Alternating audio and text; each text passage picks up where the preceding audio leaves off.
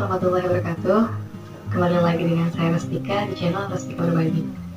Pada kesempatan kali ini saya akan mencoba untuk memaparkan mengenai pengendalian hama penyakit tanaman bawang merah secara terpadu. Puslitbang Horti telah merekomendasikan untuk pengendalian hama tanaman bawang merah ini, yaitu dengan pengendalian hama secara terpadu atau yang dikenal dengan PHT. Dalam pengendalian hama secara terpadu ini terbagi menjadi dua jenis. Yang pertama, pengendalian secara preventif. Yang kedua, pengendalian secara kuratif. Di mana pengendalian secara preventif yaitu pengendalian yang dilakukan sebelum terjadinya serangan hama. Sedangkan pengendalian secara kuratif yaitu pengendalian yang dilaksanakan setelah terjadinya serangan hama. Untuk lebih jelas ya, pengendalian secara preventif yaitu pertama pengaturan pola tanam dan waktu tanam.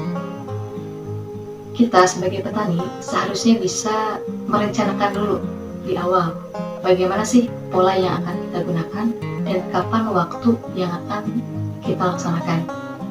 Contohnya saja, apakah pola tanam itu menggunakan polikultur ataukah kita akan menggunakan sistem monokultur, dan apakah waktu menanam bawang itu apakah musim tanam pertama ataupun musim tanam kedua, itu harus direncanakan secara baik-baik sehingga dengan adanya perencanaan pola tanam dan waktu tanam yang tepat, maka kita bisa mengurangi kerugian akibat daripada serangan hama penyakit.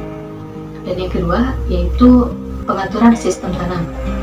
Dalam sistem tanam ini kita juga harus bisa mengatur sistem tanam mana yang akan kita gunakan.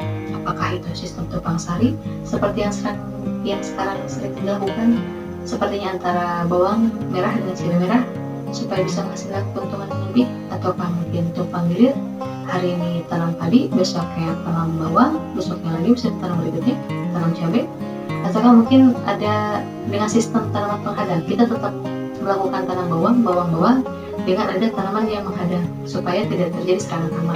Nah, yang ketiga yaitu penggunaan varietas unggul.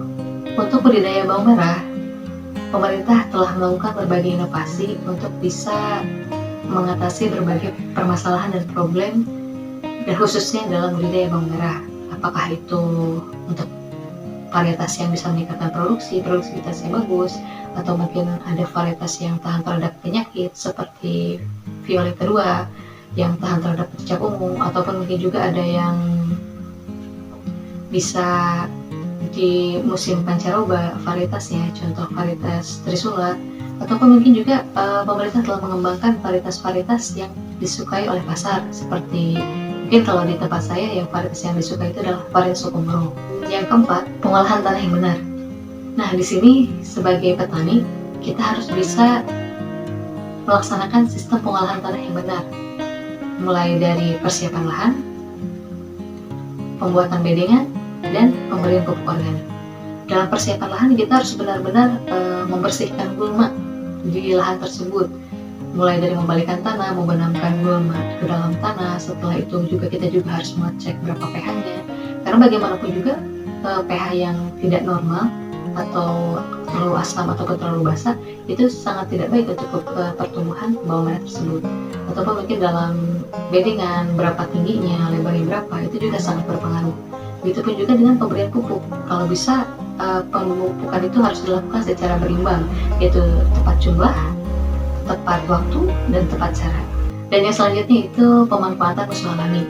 Salah satu yang bisa kita lakukan untuk pemanfaatan musuh alam ini yaitu menyediakan tempat hidupnya musuh alam tersebut. Salah satunya yaitu dengan cara menanam tanaman refugia seperti bunga kosmos, bunga matahari, ataupun bunga kerikil, jenis-jenis bunga yang warnanya mencolok yang sekiranya sangat disukai oleh musuh-musuh alami tersebut. Nah, yang terakhir itu pengendalian secara kuratif. Pengendalian secara kuratif ini kita bisa menggunakan biopestisida yang bisa kita racik sendiri, yang misalnya dengan menggunakan babadotan, ataupun mungkin pohon limba, ataupun mungkin dengan mengkudu, atau mungkin juga bisa dengan serewangi yang kita racik dan kita bisa semprotkan ke tanaman tersebut sehingga hasil tanamannya bisa lebih sehat, lebih higienis. Mungkin itu saja yang bisa saya sampaikan untuk malam ini. Semoga apa yang saya sampaikan bisa bermanfaat. Assalamualaikum warahmatullahi wabarakatuh.